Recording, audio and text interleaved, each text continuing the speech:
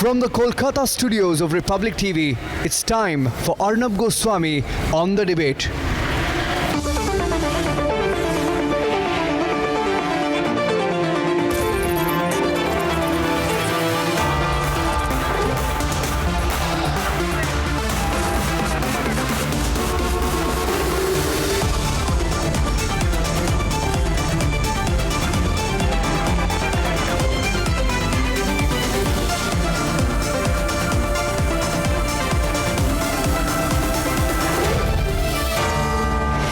Arnab Goswami on the debate at 9, powered by Century Laminates, Citroën and Toshiba.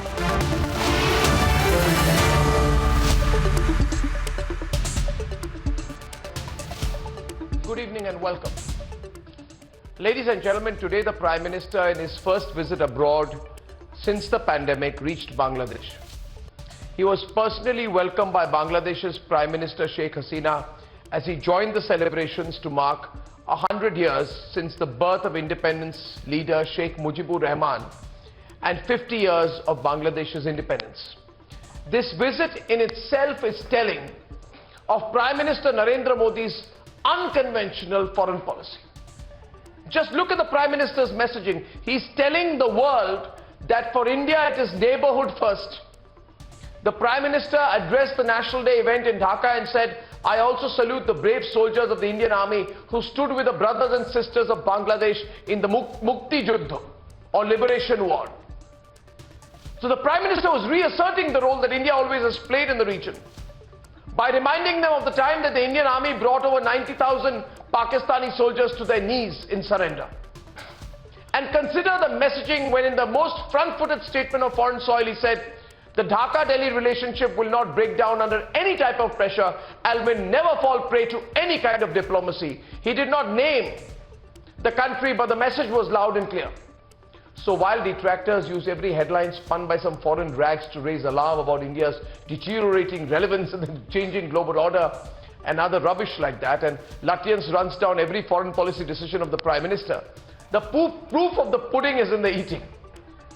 And the results of Prime Minister Modi's statesmanship, his strategy, his ability to forge ties with nations is for all to see. Whether it is vaccine diplomacy, steering the fate of the Indo-Pacific region as part of the Quad, taking on China or balancing ties with Israel and Palestine, is there any room left to deny that Prime Minister Modi's diplomacy has delivered? Ladies and gentlemen, food for thought. We have a foreign policy debate we're starting with tonight. Fantastic lineup for you this Friday evening, viewers. Big debate on that. And debate number 2 this evening. We'll also be going live to Bangladesh in the course of debate number 1 and debate number 2 this evening, viewers.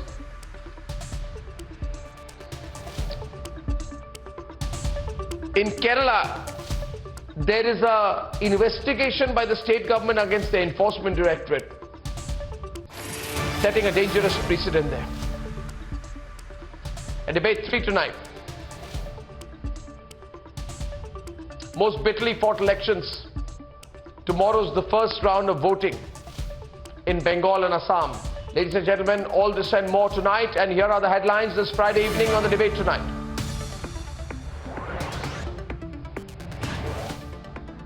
In a 21-minute, very impactful speech, the Prime Minister pays a fitting tribute to Bangabandhu to mark 50 years of Bangladesh.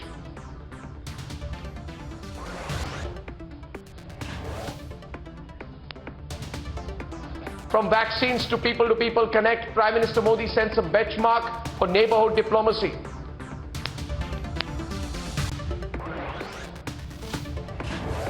As India honors Mujibur Rahman, Bangladesh recognizes Atal Bihari Vajpayee and the Jang Sangh's solidarity during the liberation struggle.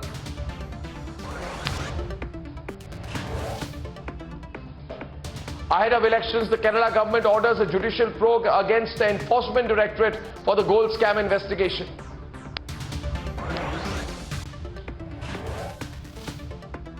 In 10 hours, the first vote will be cast for the most bitterly contested elections in Bengal and Assam.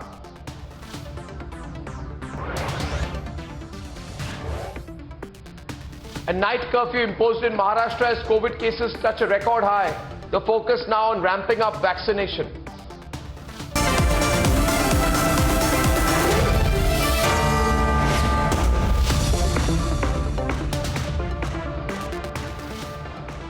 Ladies and gentlemen, on his first diplomatic visit post-COVID, the Prime Minister landed in Dhaka this morning. The message he has sent with his outreach with Bangladesh is simply that the Delhi-Dhaka template is one that the rest of South Asia must follow. Republic Media Network's senior executive editor Abhishek Kapoor, who will also be joining me live tonight, is reporting from Bangladesh.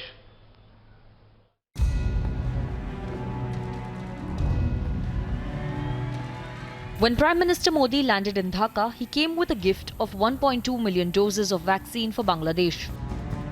The gesture signified the importance Prime Minister attached to its neighbour.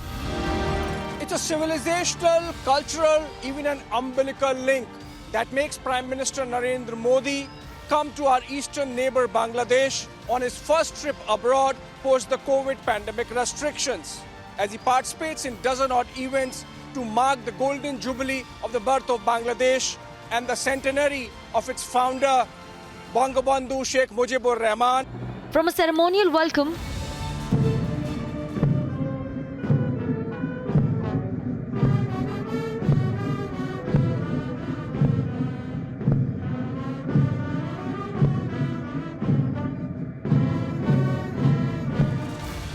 a tribute to the war heroes of Bangladesh liberation, and back-to-back diplomatic meetings marked day one of PM's Dhaka visit. But the highlight of the day was Prime Minister attending the National Day celebrations, focusing on the deep ties India shares with Bangladesh. मैं बंगबंधु शेख मुजीबुर रहमान जी को आदरपूर्वक श्रद्धांजलि देता हूं, जिन्होंने बांग्लादेश और यहां के लोगों के उनके लिए अपना जीवन न्योछावर कर दिया।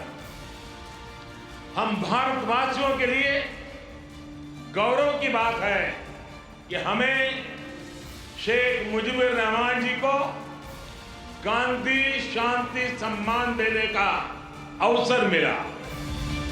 Dressed in a Mujib jacket, Prime Minister paid tribute to Bangladesh's father of the nation and handed over Gandhi Peace Prize 2020 to the two daughters of Bangabandhu. I thank the government of India and Prime Minister Narendra Modi in particular for awarding the prestigious Gandhi Peace Prize 2020 to Bangabandhu Sheikh Mujibur Rahman. Like everyone else, the leadership of that time was fully involved with the sentiment of freeing the people of East Pakistan of that time from the clutches of Pakistan and its genocidal army. And Atal Bihari Vajpayee shared that sentiment at time. And obviously, as Prime Minister Narendra Modi reiterated today, come this far despite all the trials and tribulations. And now this opportunity when Bangladesh stands at the cusp of becoming a developing nation from the least developed countries list that it was in, they should not let go of this opportunity. Prime Minister's first foreign visit post-COVID has set the benchmark for a diplomatic milestone between the two nations. Let's debate.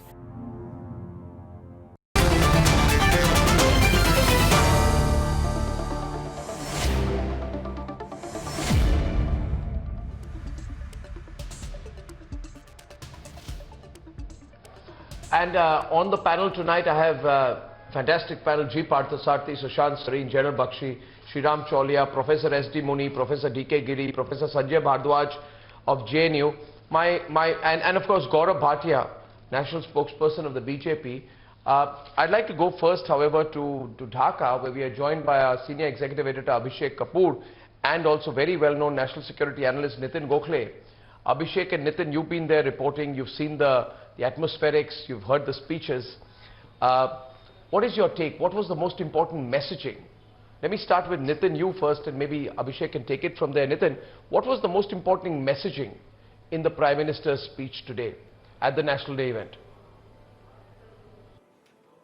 Well, I think, Arnab, one of the biggest messages that India and Bangladesh carried today was that this relationship goes, if one has to borrow from the China-Pakistan relationship, it's deeper than the Bay of Bengal and higher than the Eastern Himalayas, if I can say that, because it's a basically fundamentally very good relationship. The base is very strong and robust.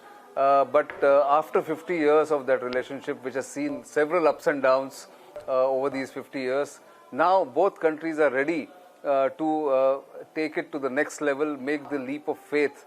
And because Bangladesh is about to burst on the economic and global front because of its development agenda and the way it has progressed, despite so many adversities, India and Bangladesh are in a position to be the drivers of growth in the Indian subcontinent. And because both of them have certain strengths which can be harnessed together, I think that's the message I take from here, apart from the emotional connect of how India helped Bangladesh get liberated from Pakistan, the help it gave during the liberation war, and the joint efforts of the Mukti Bahini and the Indian military in liberating East Pakistan from the atrocities and the oppression of West Pakistan. That's the message that one carries from here. Of course, there are wrinkles, but which can be overcome by friends who can talk to each other openly. Yeah. I think it's, this neighborhood first policy, first foreign visits since the COVID period, that too to Bangladesh itself is fantastic messaging. Also, I found when he said that, today in Bangladesh, he said, Abhishek, the blood of those who fought for their liberation and the blood of Indian soldiers are flowing together. So there was a reassertion of the role that India has played in the neighborhood.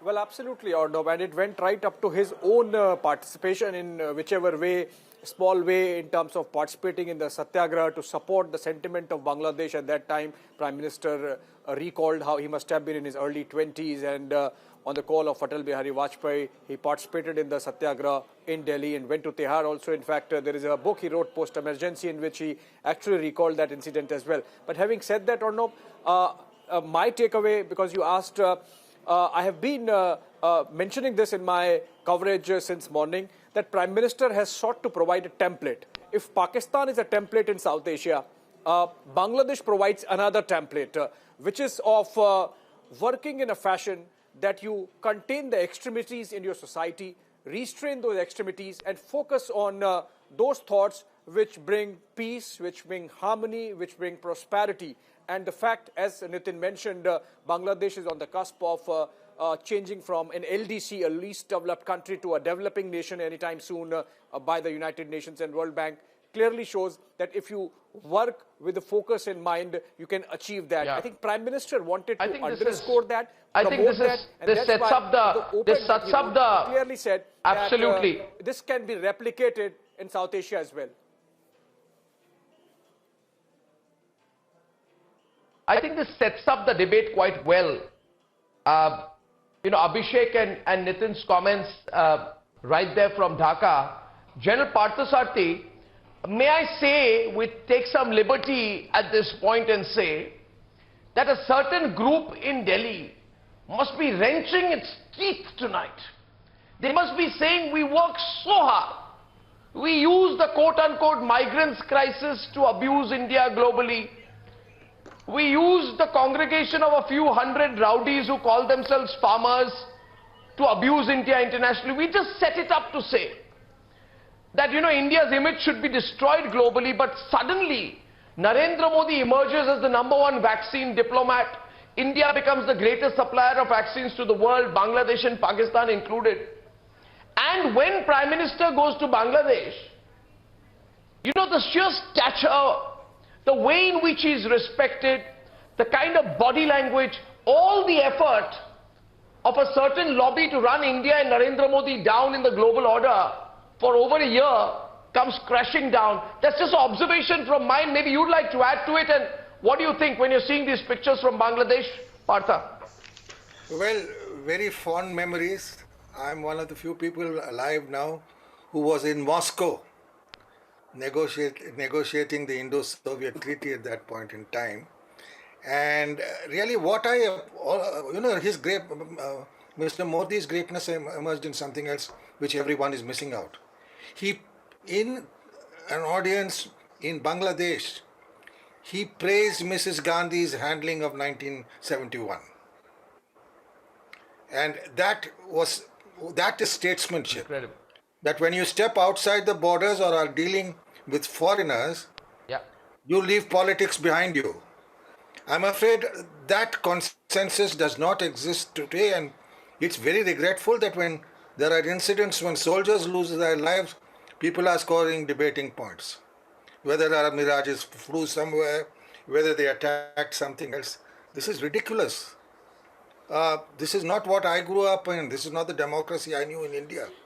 We had at that time 9 million refugees, the bulk of them Hindus. We never made it public. And we handled it with great care, and they went back. With the net result, 50 years later, the Bangladeshis remember it. So what I'm saying is, it was Mr. Modi's graciousness that he paid that tribute to the leadership at that point in time. Their successors should learn a bit from that. And that he took India to glory. I mean, think so. The whole world goes back to 9 million refugees, 4,000 odd of our soldiers killed in battle. For what? To free someone. And what I want to say to our Pakistani lobby in India, and sometimes it goes beyond the realm of reality, is that it was the Pakistanis who drove out every Hindu virtually from Bangladesh. That's forgotten. It is Sheikh Hasina's father who came back, rehabilitated them. Now those are the things we arrived. And as you say, I would say that let's stop fiddling around with foreign policy, especially when our troops are sort of involved. Even sadly during the recent encounter with the Chinese in Ladakh, there was little nitpicking. Sadly, even some the generals retired generals were infected with this. But the Indian soldier was putting his life on stake, and he performs brilliantly. Let's not deny him the credit, because by doing so we are denying ourselves as a nation a credit. And as I said, the experience mine goes back to well beyond that period also. So you are right. I've always Leave your domestic politics at home. When you speak in parliament, when Indian soldiers are deployed and the country gets glory, learn to be big enough to say that. And domestic policies, yes, but I have never seen this form of nitpicking, whether Mirage jets hit Balakot or not. I mean, what sort of debate are we having within the country? What is it we are conveying to the public? It's important to keep the morale of India high. And the other thing is, I think very, very good points there. I'd like to from Bangladesh. And you know that the border agreement was signed only some time ago, which we settled all the enclaves which were existing for a long, long time. So when we are dealing with a foreign power, when the armed forces are deployed, please remember, it's country above politics. I can't second that more. I also would like to add there that I often think, Professor Muni, and we're taking time in this conversation, we're building it up. I feel that sometimes the complexities of foreign policy, the nuances that one must see them through, cannot be made possible if one looks at it through a I like Modi, I don't like Modi kind of lens. Unfortunately, there are many people in India who just don't understand the nuance of foreign policy, and they look at everything in terms of Modi is bad or Modi is good. Let me take the example of Bangladesh. I feel particularly, Professor Muni, in this post-COVID world order, it is multipolar, it is pluralistic. It is a great opportunity for someone like Narendra Modi and India to shake up the world order. We believe that India has got that opportunity to we can either survive and be benign, or we can thrive. And I think this muscular front-footed policy, Let me give you an example of Bangladesh. I think there's a great thinking behind what the Prime Minister is doing. For example, there's a bigger picture. Prime Minister Modi is working towards our ties with Bangladesh will ensure that we assert a larger influence in the Bay of Bengal area.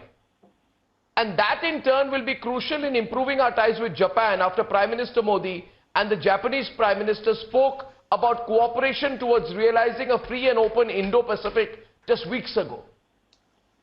So I think there's a great deal of thought in every move.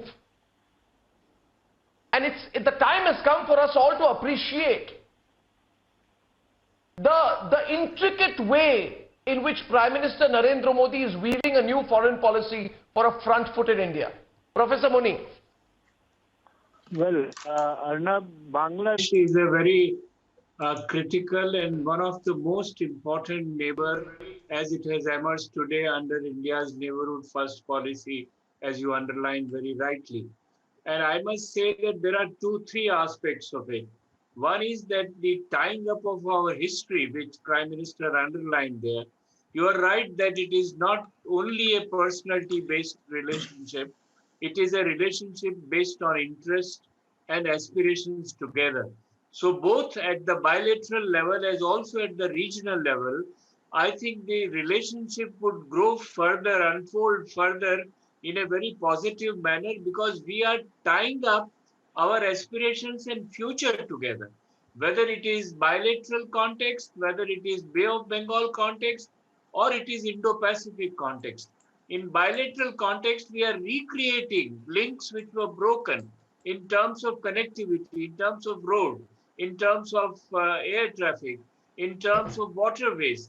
And in the Bay of Bengal, besides road connectivity, even on energy field. So this links up with the aspirations of Bangladesh, which links up with the aspirations of India. And if you are linking up, tying up aspirations, the future looks very promising and very good. Therefore, we can't live, no relationship can survive only in terms of past camaraderie, which we have had wonderfully well, and it is a part of our history. But in addition to that, to take it forward, I think linking up of aspirations and linking up of our future prospects is absolutely critical. I don't know if you noticed a report by World Bank which says that, okay.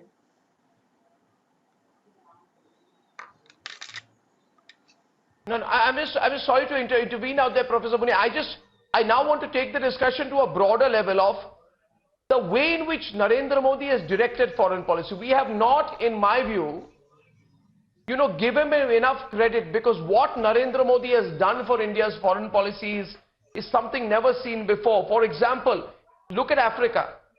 Instead of being complacent, we are catching up with China. We have a commanding presence in Africa. We have made inroads using healthcare diplomacy and AAA technology, affordable, appropriate, adaptable. You just look at the way earlier any global conversation, let's look at the Paris Agreement. Let's be very clear about what's happening here. Narendra Modi has a vision of reforming multilateralism to break the stronghold of select nations. India has become critical to the Paris Agreement today on combating climate change. So we are building partnerships through the International Solar Alliance. We are working at a level we have not worked before. And when you look at the Quad, for example, and I want GD Bakshi to come on it, US, India, Japan, Australia, after all this, the sharing of intelligence, logistics becomes possible. We wean Bangladesh away from China.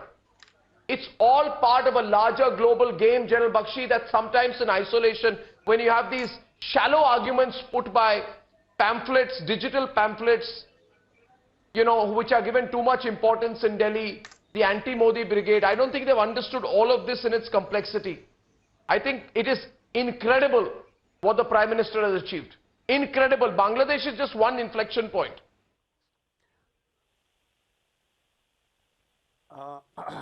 I totally agree with you, Arnab, in terms of the balance of power politics.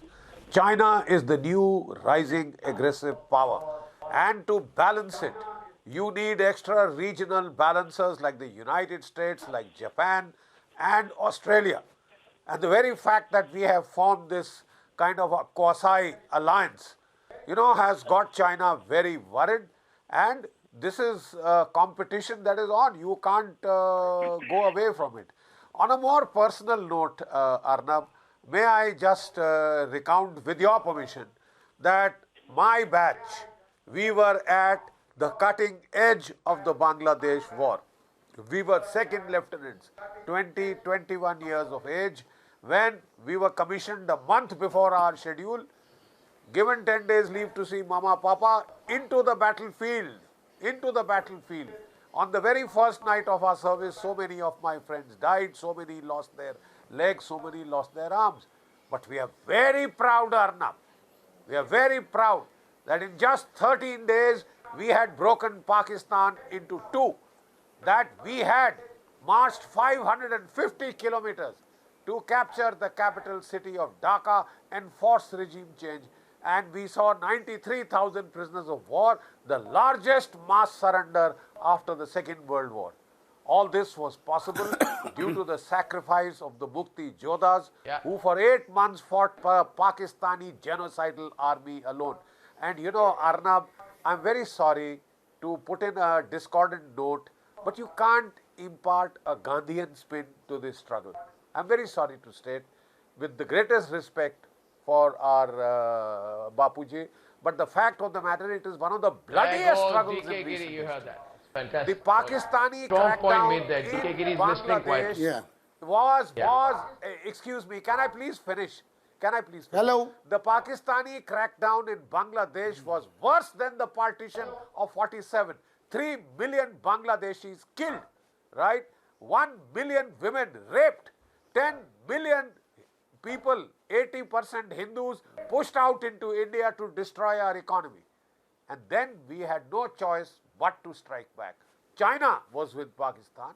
United States sent its 7th fleet into the Bay of Bengal. And despite that, as Mr. Parthasarathi was saying very rightly, we very deftly. And that's a good point. But I want to away from Bangladesh alone. Away from Bangladesh alone, my question will be, Professor Sanjay Bhardwaj is that, we have to admit that Prime Minister Narendra Modi's approach is completely unique. And I want to bring Gaurav Bhatia also in with Professor DK Giri, who's sitting there very grudgingly saying, not sure what to say today, because, look at it. I know. Which other Prime Minister on their first ever visit to Palestine flies in a helicopter provided by the Palestinian government, escorted by the Israeli Air Force? Look at what Prime Minister Narendra Modi, this unconventional approach. He went to Palestine escorted by the Israeli Air Force. It's completely unconventional. He is signing Russian S-400 deals while being in the Quad. You're not giving credit. You're not giving credit to Modi. You couldn't have imagined of these things. This is real non-alignment. No. This is real non-alignment. You realize? Yes. How many countries can sign defense deals to purchase the S-400 missile systems from Russia and simultaneously hold a Quad meeting with US, Australia and Japan like India has under Prime Minister Modi? You can't even imagine this. Yeah. You can't even imagine this. There is no non-alignment, that is dead. Yes. But let me tell you, Arnab, since you have mentioned me, I'll tell you, Narendra Modi began well, but now our foreign policy in our neighborhood is in complete disarray. We are not talking to Pakistan. We are onlooker on what is Afghanistan, what is happening in Nepal. We have just come from a resolution in Sri Lanka, on Afghanistan. We are not even invited. We are not even invited to a meeting. This is your mindset. What are you going this to do? is your obstructionist mindset. This is your problem. Gaurav Bhatia is responding. Gaurav, 9:32. Gaurav is responding. I've given you a minute. I've given you a minute and you've gone on a rant. Gaurav Bhatia. Okay. So Arnab, I hope Mr. Giri will listen to me also. Let me today voice the sentiment like an Indian, and I know that every Indian feels proud of Narendra Modi ji as the Prime Minister of the country. And why is it so, Arnab? India has emerged as a global leader. We will not just follow other countries who claim to be developed nations, and we will certainly not be bullied, but we will lead from the front, and Quad Virtual Summit is a good example of that. Today's visit to Bangladesh also shows how Bangladesh also values their beautiful relationship with India. And we must not forget that Narendra Modi ji has ensured that India secures a United Nations Security Council seat. We got 184 votes out of 192. It is clear that India got NSG membership, the Nuclear Suppliers Group membership under his leadership. We should also not forget the MTCR membership that India got. Even China is not a member of that.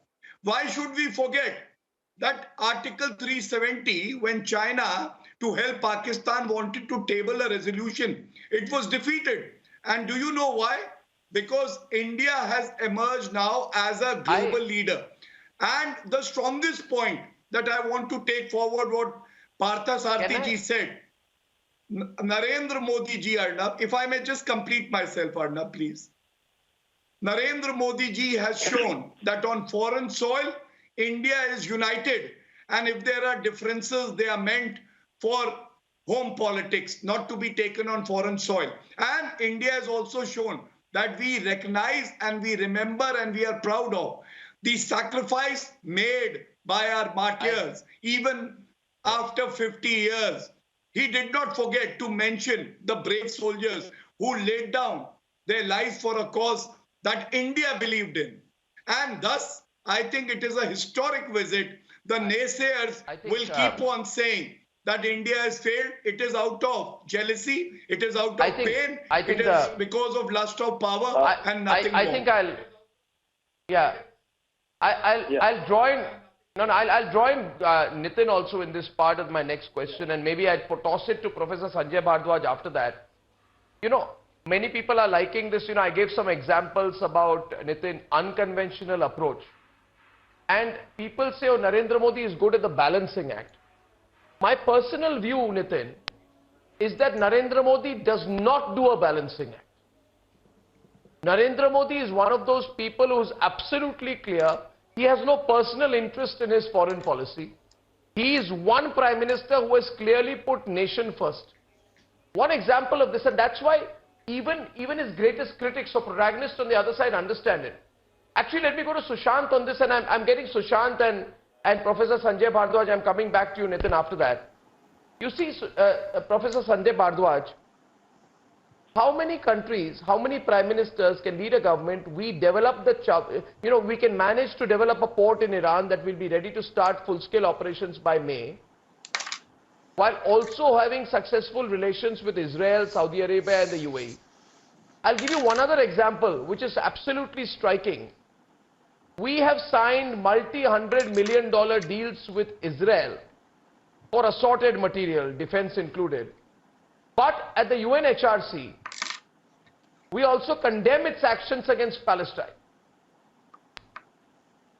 This is, I mean, if you look at it, which leader manages, we have been invited to the OIC for the first time in 5 decades, Professor Bhardwaj, while calling out Pakistan for terror. I feel due credit is not being given. What do you think? No, I agree with your point. You know, first thing that India and Bangladesh has very unique relationship. And one thing, be very clear that Prime Minister Indira Gandhi in 1971 had understood the significance or geostrategic and political significance of Bangladesh or East Pakistan then, and separated and liberated the Bangladeshi or Bengali people in 1971. I think today the credit goes to Prime Minister Narendra Modi that this is one of the examples of successful neighborhood first policy that he understood the significance and importance of Bangladesh for many regions, particularly keeping India's northeast region or India's Act East policy, and he has very smartly cultivated Bangladesh in last 5-6 years, I can say, and extended line of credit, the largest line of credit to any country that is Bangladesh. But one thing we have to understand, that Bangladesh is no more a basket case. Bangladesh now has emerged one of the fastest growing economy in the world, and you can see that the Bangladesh, the way they are performing in Human Development Index, the way they are performing in other areas, other sectors. I think. No, but my question we was have different. understood, and Professor Bhardwaj, my question was has- different. Yes. My question was on Narendra Modi's foreign policy. I'm taking a slightly macro view. I'm not going to Bangladesh in detail. Sushant, you got my question. I was showing these contrasts, Yeah, such as going to Palestine escorted by Israeli Air Force, signing a S-400 deal while being in the Quad. I think there is a level of diplomatic brilliance here which has not been recognized. It has been recognized, at least in case of Bangladesh, very well. That being a Muslim majority country, that India Sushant, has very good let relations Sushant with take that. Bangladesh, and that Switch. applies in. Yeah. No, I'll keep the Bangladesh thing separate, and I'll keep the rest of what you are asking about separate. Look, number one, as far as Palestine is concerned, or Israel is concerned, the fact that Mr. Modi went to Israel was in itself a statement he was making. He didn't want to give up on Palestine, so he went to Palestine. Many other leaders do that. But I think the positions which we have taken on Palestine or against Israel in the UN, I think that we really need to relook at it, because that is the same old template which we've been following for the last 50, 60 years. Constantly, it's almost like a Pavlovian response that a UN resolution comes up against Israel and we tend to go along with it rather than either abstain. Once or twice we've done it. Again, I think under Mr. Modi's government. But most of the time we generally tend to, vote in a particular direction. And I think we really need to relook at that. Other than that, I think what I really give him credit for is that even while we continue to keep our relations with the Iranians in place, we actually improved our relationship with the Arab world like never before. Can you believe it that, the kind of relationship we today enjoy with the Saudis or with the UAE, I don't think it has any parallel in the past. And clearly, we took certain decisions, so did those two countries and rest of the Arab world. So yes, we managed that. The Quad, incidentally, we insisted that we will keep our relationship with the Russians intact. At the same time, we will not let the Russians dissuade us from getting close to the Americans or even going ahead with the Quad. And we will not let the Quad interfere with our relationship with the Americans. This is something which, for example, the Americans do. When the Americans say that, okay, fine, we want to continue to have relationship with the Pakistanis, but we want to build up our relationship with India, we don't tell them that either you, do a kutti with Pakistan, only then we'll talk to you. Countries have diverse interests, so we are using our interests. But one thing, Arnab, I must say, and I must compliment Professor Muni for what he said. It's all very well and it's important to keep recollecting the past. But more important than recollecting the past is how do you tie in the past with the future vision. And I think I give due credit not only to Mr. Modi but equally to Sheikh Hasina. Sheikh Hasina initially, because she came into power before Mr. Modi, she realized that security was the key. If she can assure India on the issue of security, everything else will follow. I think she unveiled a new template in South Asia, in the neighborhood, that if other countries were to follow that similar template, that does not mean that they don't have any relationship with countries like China, but that means that they are very conscious about Indian nationalism. Just let me finish. I'll take half a minute more. So I think that was the template Sheikh Hasina unveiled. Mr. Manmohan Singh initially, but more than him, Mr. Modi went ahead, did the land border agreement. We are now talking about connectivity projects, which takes a lot of, a faith in each other, that there will be no trouble coming from each other's countries to, to their place. And I think that is what Professor Muni was talking about. And I think that is the way forward. So I think in that respect, I think this visit is very, very important. It is historic because now you're looking to the future, not just harking behind on the past. 100%. You spoke about the Arab world. You know, I personally think, and Sriram may take this forward, and Nitin is also waiting. We have our first round. See, I think after 370, Saudi Arabia said that Kashmir is India's internal matter. I mean, that kind of statement doesn't come without a lot of planning, lot of thinking, lot of backroom talk. You agree, Sriram? And one more thing, I'd like to say. Another thing I want to remind is Russia, under pressure, did suspend S-400 missiles to China. No, they didn't. This is No, they didn't. This is playing the big game at a level we've not played before. Sriram, they didn't. Well, Arnab, I think Narendra They suspended Modi, it for a while, didn't they? Overall Nitin? record, foreign policy, the bedrock principle is, core national interests. Clarity about core national interests. Earlier regimes, especially Manmohan Singh, they were all muddled in their thinking, okay, maybe we have to compromise here in order to get something there because we are weak.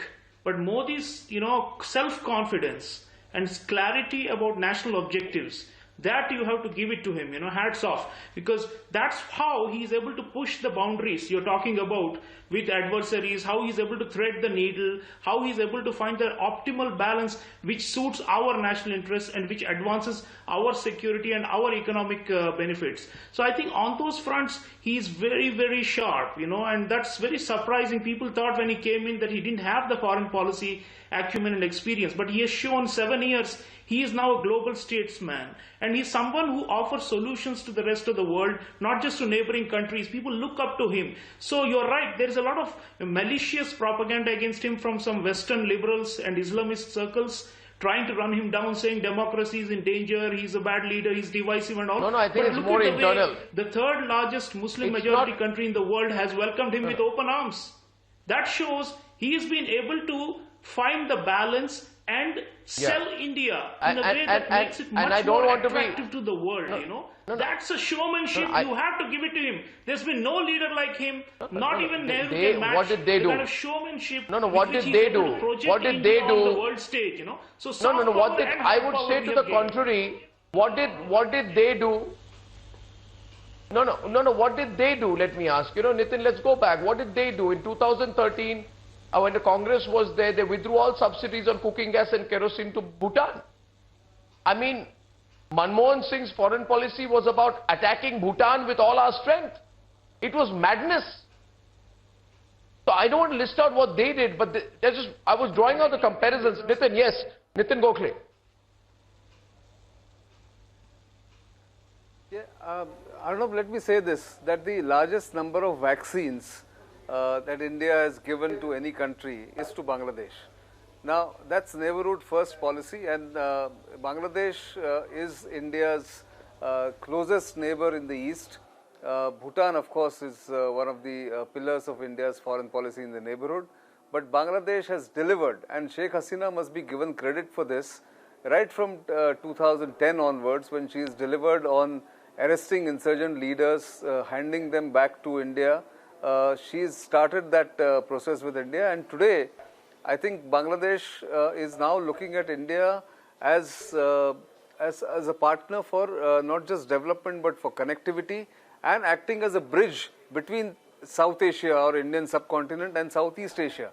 And that is where this goes beyond the platitudes and the recall and the nostalgia about 1971. This will always remain. I mean, like Sri Lankans are fond of saying that China is a friend, India is a brother. I think in this case with Bangladesh, I think India is the blood brother. I mean, no matter what happens, the mingling of the blood of the Mukti Jodhas of Bangladesh and Indian soldiers, sailors and airmen has actually created Bangladesh. It has liberated East Pakistan and created Bangladesh in 1971, 50 years ago. That can never be forgotten despite all the hiccups, all the ups and downs that have happened over these last 50 years. I think this is the time to build on that solid foundation, that robust foundation that these two countries have. And I think Prime Minister Modi's visit is a reaffirmation of that friendship and that long-term relationship that these two countries have had. That's why I think I'd like to go back to Partha sir once again. Partha sir, you know, I don't want to compare. Actually, it's wrong of me to draw a comparison between Modi's foreign policy and that of the Congress, where they almost gave up Siachen. They failed to blacklist Masood Azhar. I don't want to tell them about what they did at Sharm el-Sheikh. I won't compare. I want you to look ahead. And I want you to tell me that how do we take this further? We are seeing significance of foreign policy. I've always believed we must give up this shallow criticism that happens every 2 months that India's position in the world is changing. Tell me, how do we take it forward? How do we give it permanency? How do we work towards a bigger global vision? Look, I think Mr. Modi has got that right. That India now has to be self-reliant in defense matters and in its economy. That is crucial. Economic strength is power. And I think he understands better than most. The other thing I would like to say is, I am really impressed, because I keep a close eye on this, by the way, down to long-range air-to-air missiles, we are not going abroad looking for it. It's being done by the DRDO. The involvement of Indian industry in defense production. When you talk of an Atmanirbhar Bharat or a self-reliant India, that is what you mean. You are in effect now being a provider. We are just now, you know what the Chinese are going to be most scared of? The cruise missiles that we have provided to Philippines, or in the process of providing to the Philippines. Everybody was too scared to do this, saying, oh, the Chinese will get upset. Okay, let the Chinese get upset, and we're doing it. Because the first challenge that China will get on the high seas would be from the Philippines, with missiles supplied by India, which was jointly produced by India and Russia. That is the success of foreign policy. Powers who are at each other's throats. Russia on the one hand, and China on the other side, the Western alliance led by the US. Within this region, we are able to keep a consensus between the most difficult thing. Do you know that Japan and India are trying to work out funding for the Rohingyas to deal with it, to lessen the pressure which is coming on Sheikh Hasina. In Sri Lanka, this is a similar thing. We got the Chinese to out completely from anywhere near the northern ports of Sri Lanka. They've kept their one port terminal they've built, but we are building one together with the Japanese. For the first time, the Quad flowed from the Indo-Japanese economic contact. When we use Japanese money and our skills and contacts to do projects abroad. We've done it in Sri Lanka, we're doing it in a number of other areas where we are facing a Chinese challenge.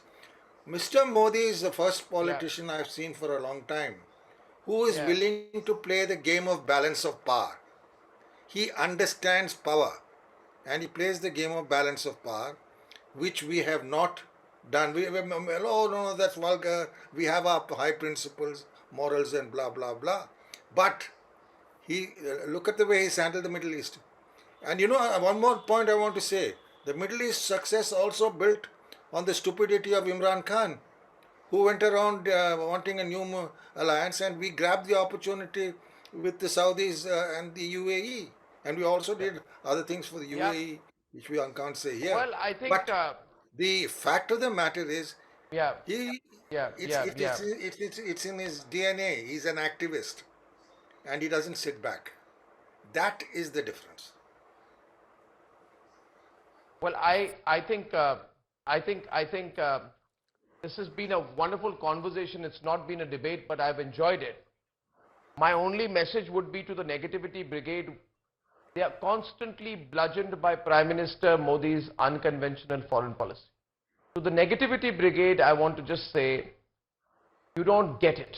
That's all. You don't get it. Look at it a little deeper. I'm short of time. I'll see you on debate number 2, viewers, on the other side, on what's going on in Kerala.